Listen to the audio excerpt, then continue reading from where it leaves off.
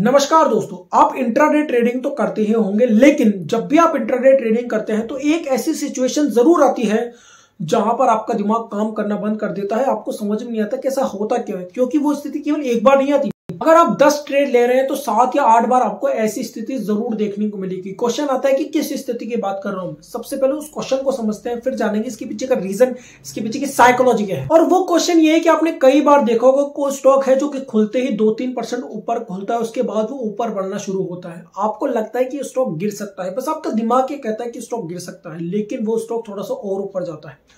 कुछ समय बाद आपको लगता है कि अब तो इस स्टॉक को गिर ही जाना चाहिए, लेकिन वो स्टॉक इंट्राडे के अंदर ही उसी समय और ऊपर जाता है। और एक समय के बाद यानी कि आपको ऐसा लगना शुरू हो जाता है उस स्टॉक के अंदर कि अब तो इस स्टॉक को किसी भी हालत के अंदर गिरना ही चाहिए, लेकिन वो स्टॉक और ऊपर जाता है। जिस समय आपको लगता है उस स्टॉक को तो गिरना ही चाहिए, इस स्थिति को हम सेकंड केस कहते हैं। और वो स्टॉक उस स्थिति के बाद भी ऊपर बढ़ता रहता है, लेकिन फिर एक स्थिति ऐसी आती है जब आप उस स्टॉक पर, जब आप सेलर थे, उससे बायर्स होना शुरू कर देते हैं। यानी कि अब आपको ये विश्वास आना शुरू हो जाता है उस स्टॉक पर कि आज तो ये स्टॉक इंट्राडे के अंदर ही और ऊपर जाने वाला है। और उसके बाद आप उस स्टॉक के अंदर पोजीशंस बनाना शुरू कर देते हैं, उसके अंदर ट्रेड लेना शुरू कर देते हैं, और वो भी बायर साइड के ऊपर। और यहां पर इंटरेस्टिंग बात पता है क्या है, जब आप उस स्टॉक में ट्रेड लेते हैं उसके बाद भी वो स्टॉक थोड़ा बहुत ऊपर और जाता है, और उसके बाद वो बहुत तेजी से नीचे गिरता है। और ऐसा एक बार नहीं होता, बार बार बहुत सारे स्टॉक्स के अंदर साथ होता है इंट्राडे के अंदर ही। आप हर बार ये सोचते हैं कि ऐसा हो क्यों रहा है, इसके पीछे रीजन क्या है, लेकिन आपको कुछ भी समझ में नहीं आता। यहां पर आपसे एक इंपॉर्टेंट बात कहूं, यहां किसी भी चीज की गलती नहीं है। आपने जो कुछ भी सीखा उसमें से किसी चीज की गलती नहीं है। यहां पर आप एक चीज पॉइंट मिस कर देते हो जिसका नाम है साइकोलॉजी, यानी कि वो स्टॉक जो है वो इस तरह से क्यों व्यवहार कर रहा है, इसके पीछे क्या रीजन है। और जैसे ही आप ये समझ जाएंगे कि वो स्टॉक इस तरह से व्यवहार क्यों कर रहा है, आपका एज स्टॉक मार्केट के अंदर, डे ट्रेडिंग के अंदर पूरी तरह से बदल जाएगा। तो मैं आपको सीधा टू दी पॉइंट पर लेकर चलता हूं कि इसके पीछे क्या रीजन है, क्या साइकोलॉजी। देखिए, इस दुनिया में जो भी चीजें हैं, इस दुनिया में जो भी चीजें हैं जो ऊपर जाना चाहती हैं, जो उड़ना चाहती है, जो ऊपर जाना चाहती है, जो तेजी दिखाना चाहती है ऊपर की ओर, उनमें एक खास बात यह है कि वो सभी चीजें हल्की होनी चाहिए। एग्जांपल, अगर आप एरोप्लेन के अंदर कभी सवारी करी है आपने, तो आप देख पाएंगे कि वहां पर जितने भी लोग हैं जो वहां पर बैठते हैं, जो अपना सामान लेकर जाते हैं, वो एक निश्चित मात्रा से ज्यादा सामान नहीं ले जा सकते हैं। यानी कि वो एक निश्चित वेट से ज्यादा सामान वहां नहीं ले जा सकते एरोप्लेन के अंदर, क्योंकि अगर ज्यादा भारी सामान हो गया तो एरोप्लेन को दिक्कत आएगी उड़ने के अंदर। यानी कि अगर किसी भी चीज को उड़ना है, ऊपर जाना है, तो उसका हल्का होना बहुत ज्यादा जरूरी है। इसी तरह अगर आप किसी कबूतर के पैर में 1 केजी भार लगाते हो तो क्या वो उड़ पाएगा? नहीं उड़ पाएगा, क्योंकि उसके लिए उसको हल्का होना जरूरी है। सेम यही चीज होती है स्टॉक मार्केट के अंदर कि आप इस स्थिति के अंदर फंसते हैं क्योंकि वो स्टॉक भी अपने आप को हल्का करना चाहता है। एग्जांपल, अगर कोई स्टॉक पहली बार के अंदर ऊपर जा रहा है, दूसरी बार के अंदर भी ऊपर जा रहा है, और तीसरी बार जब आपको उस पर विश्वास हो गया कि ये स्टॉक नीचे गिरना चाहिए लेकिन फिर भी वो ऊपर जा रहा है, इसका मतलब यहां तक वो स्टॉक हल्का है। लेकिन जैसे ही आपका विजन उस स्टॉक के अंदर बदल जाता है, आपकी सोच बदल जाती है, आप उस स्टॉक में बायर्स हो जाते हो, तो अब सोचिए, जब आप उस स्टॉक में बायर्स हो चुके हो तो कितने सारे लोग हैं जो उस स्टॉक को वॉच कर रहे हैं। उसी समय वो सारे लोग भी उस स्टॉक के अंदर बायर्स हो जाते हैं और अपनी पोजीशंस बनाना शुरू कर देते हैं। और इससे होता क्या है, वो स्टॉक भारी होना शुरू हो जाता है। और जैसे ही वो स्टॉक भारी होगा तो यहां पर 2 स्थितियां बनती है। पहली, या तो वो स्टॉक यहां से पूरी तरह से ही नीचे गिर जाए, या फिर दूसरी स्थिति वो इस चाल को कंटिन्यू रखे।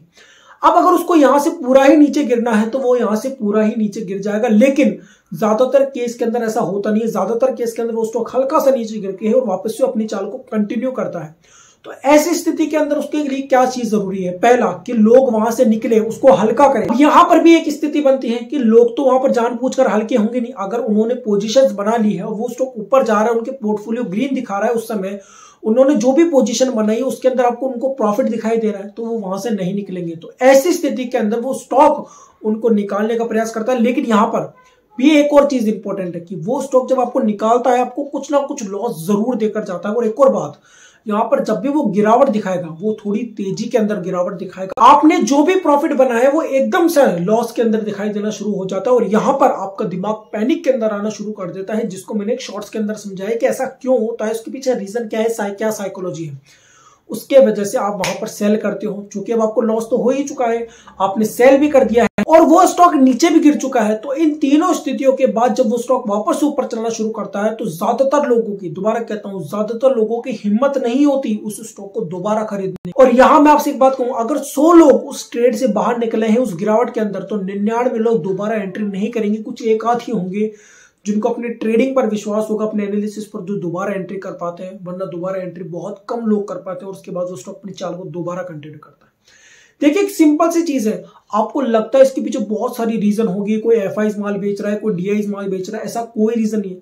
सिंपल सी चीज समझ लीजिए, कोई भी चीज को अगर ऊपर जाना है तो उसके हल्का होना जरूरी है। चलिए अब इसी चीज को हम ब्लैक बोर्ड पर समझने का प्रयास करते हैं। एक स्टॉक है जो कि खुलते ही 2% की तेजी पर ऊपर जाता है, उसके बाद वो स्टॉक थोड़ा सा ऊपर और जाता है। आपको लगता है इस स्थिति पर कि यहां पर उस स्टॉक को गिरना चाहिए, आप उस स्टॉक पर सेलर की पोजीशन बनाए रखिए, क्योंकि ये पहले ही बढ़ता हुआ स्टॉक आया है। उसके बाद वो स्टॉक यहां पर रुकता नहीं है, वो स्टॉक थोड़ा सा और ऊपर जाता है, इसे हम कहते हैं सेकंड केस। इस स्थिति पर आपको थोड़ा और विश्वास बढ़ जाता है कि अब तो इस स्टॉक को यहां से गिरना ही चाहिए, यहां पर भी आप उस स्टॉक में एंट्री नहीं लेते हैं। उसके बाद ये स्टॉक थोड़ा सा और ऊपर बढ़ता है और यहां तक चला जाता है। इसको हम और डिटेल में समझते हैं इस तरह से। ये स्टॉक ऑलमोस्ट इस तरह से ऊपर बढ़ता है, लेकिन फिर होता क्या है, इस पॉइंट पर आते आते आपको ये विश्वास आना शुरू हो जाता है कि ये स्टॉक तो अब यहां तक जाने वाला है। लेकिन यहां पर एक चीज और होती है, वो ये होती है कि यहां पर आप ही बायर्स नहीं हो इस स्टॉक के अंदर, लगभग सभी लोग यहां पर बायर्स होना शुरू हो जाते हैं। उसके बाद वो स्टॉक यहां से और ऊपर जाता है और यहां पर जितने भी लोग जो यहां पर बायर्स हुए वो अपनी अपनी पोजीशंस बनाना शुरू कर देते हैं और यहां से वो स्टॉक भारी होना शुरू हो जाता है। उसके बाद में वो स्टॉक थोड़ा सा ऊपर और जाता है, वो इसलिए क्योंकि उसको आपके पोर्टफोलियो में प्रॉफिट दिखाना है, ताकि जब वो नीचे गिरे तो आप वहां से हल्के हो जाए, वहां से निकल जाए। उसके बाद वो स्टॉक यहां से तेजी से नीचे गिरता है और उस पॉइंट तक वो स्टॉक गिरता है जहां पर आपको उस स्टॉक पर पहले ही विश्वास था कि वो यहां से गिरना चाहिए। और उसके बाद ये एक ऐसी स्थिति आती है जहां पर ज्यादातर लोग जो उस स्टॉक के अंदर बुलिश थे वो अब बेरिश होना शुरू करते थे। यहाँ पर लोगों की पोजीशनें निकलना शुरू कर देती है और यहाँ पर एक चीज और होती है उनके साथ, वो होता है यहाँ पर उनको लॉस हो जाता है। तो वो स्टॉक पहले जिनको उन्होंने विश्वास दिलाया वो स्टॉक नीचे तो गिरता ही, साथ ही में वो उनको लॉस भी देता है। और यहाँ पर एक चीज और जो मैं आपको समझाना चाहूंगा, जिस स्टॉक पर वो शुरू से ही सेल की पोजीशन बना रखे थे, जब वो स्टॉक यहां से यहां पर गिरना शुरू कर देता है तो उनका जो विश्वास है इस स्टॉक पर सेल की पोजीशन के अंदर और ज्यादा बढ़ जाता है और यहां पर वो स्टॉक अपनी चाल को दोबारा कंटिन्यू करते हुए ऊपर चला जाता है और उसके बाद यहां से जो उन्होंने लॉस किया है वो स्टॉक के अंदर दोबारा एंट्री नहीं लेते। तो अब आप समझ चुके हैं कि इंट्राडे ट्रेडिंग के अंदर जब भी इस तरह की स्थिति बनती है तो उसके पीछे क्या लॉजिक होता है, क्या रीजन होती है, क्या साइकोलॉजी होती है। बस आपको एक बात याद रखनी है, किसी भी चीज को अगर ऊपर जाना है तो उसका हल्का होना बहुत ज्यादा जरूरी है। अगर वो भारी हो चुकी है वहां पर तो वो खाली करेगी। स्टॉक मार्केट के केस के अंदर अगर उसको अपनी चाल कंटिन्यू रखनी है तो वो आपको खाली ही नहीं करेगा, यानी कि वो आपको ढलका ही नहीं करेगा, बल्कि आपको लॉस भी देकर जाएगा ताकि आप दोबारा उस स्टॉक में री एंटर ना कर पाए उस डर से। और चूंकि आपने पहले ही इस बात को मान लिया है कि आप सेलर हैं उस स्टॉक के अंदर, तो आपको पहले ही लॉस मिल चुका है, साथ में आप सेलर भी हैं, उसके बाद वो स्टॉक आपके अनुसार ही गिरा भी है उस स्थिति तक जहां पर आपको लग रहा था कि यहां से उसको गिरना चाहिए।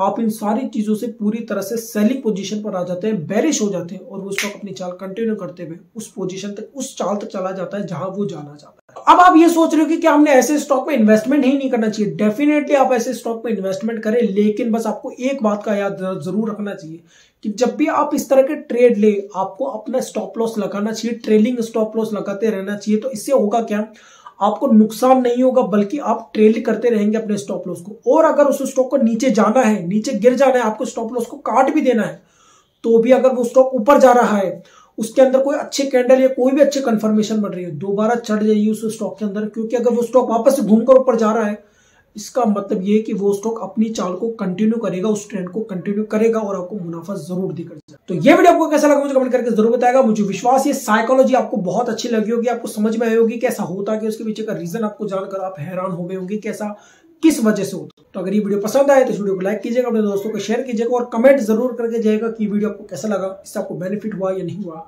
और ऐसी वीडियो देखने के लिए इस चैनल को सब्सक्राइब जरूर कीजिएगा। Thank you so much.